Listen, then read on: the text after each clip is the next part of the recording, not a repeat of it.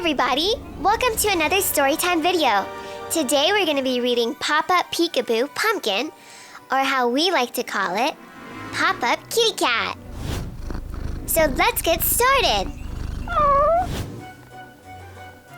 Little Black Cat is looking for 3 friends that can fly.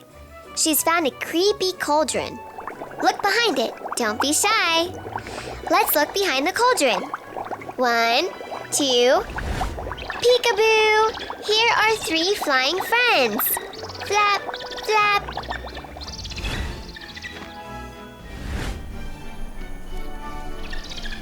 The baby bats are searching for someone else who flies at night. Is she hiding in a tree, keeping out of sight? Let's look behind the branches.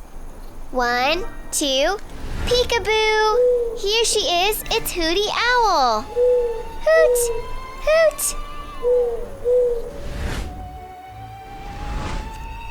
Hootie Owl finds a house and hears an eerie sound. Who's hiding here, behind the door, waiting to be found? Let's take a look. 1, 2, Peekaboo! It's Smiley Ghost!